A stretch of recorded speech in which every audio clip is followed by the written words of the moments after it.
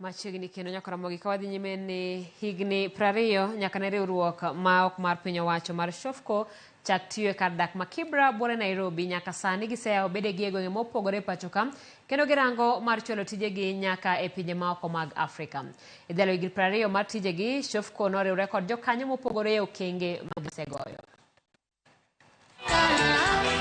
Hera mar tuko pira katokera Kibra nonyuolo lek mar chako riwruok mar Shining Hope for Communities mong'ere kaka SHOFCO manochako Kennedy Odede kasani ipuoye kaka riwruok mosekelo lokruok maduong' e ngima jopiny. We celebrate the profound changes that your organization has brought to our communities and changes that are best understood through the personal stories of those whose lives have been touched. SHOFCO osebedo kating'o ngima jodak ma Kibra kuom higni e chenro mag puonj, thieth, yudo pi maler e kind mamoko, to mana ka gisetwa kodgi e wi kony ma gidwaro. Get to understand their needs before SHOFCO comes in. That is our strategies.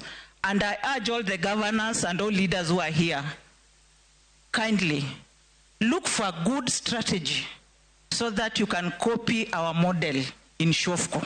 And for me, it's all about the Kenyan story. As you know, most of the good NGOs and big NGOs, they come from where? From abroad, right? So for me, I look at SHOFCO, I'm like, wow, something that was started by a Kenyan who was from the community in Kibera. Giwacho ni sani itiyo counties mang'wen ma pacho ka kendo tiyo machiegni kod attend counties go osenyuolo ber mana kaka moko kuom governors manochopo lero. These women in our factory make the linen for our hospitals and make the curtains, and then we pay them as a county so that they have an income and are able to uplift themselves. Focusing on youth going into agribusiness and creative arts, and recently SHOFCO also supported us.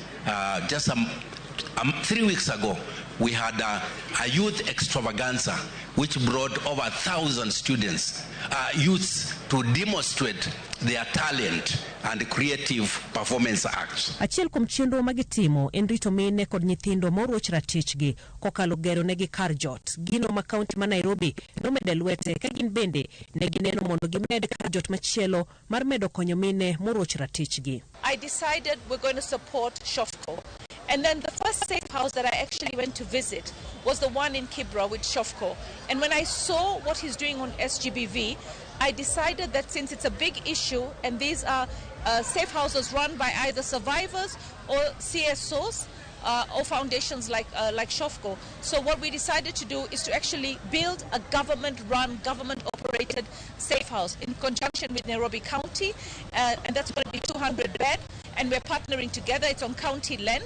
Governor ma Nairobi Johnson Sakaja nopuoyo riwruogno kuom jiwo ngima jopiny e chiwo tiegruok kendo miyo jodak obedo kod lokruok e yuto margi. You know, you have encouraged men and women to be self-reliant through your financial empowerment programs, and I was glad to be your chief guest recently at the SHOFCO SACCO. That is one of the best performing SACCOs in the country. SHOFCO pod nigi lek mar medo jiwo lwetgi e tije magitimo e gwenge ma pacho ka kod e pinje maoko. In the coming years, we're going to focus mostly on youth again, and also to work on gender-based centers, you know, because most of the women don't have a place to go.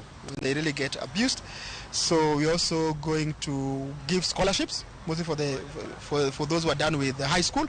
Yeah, and also still work with the county governments on the agenda that align with SHOFCO.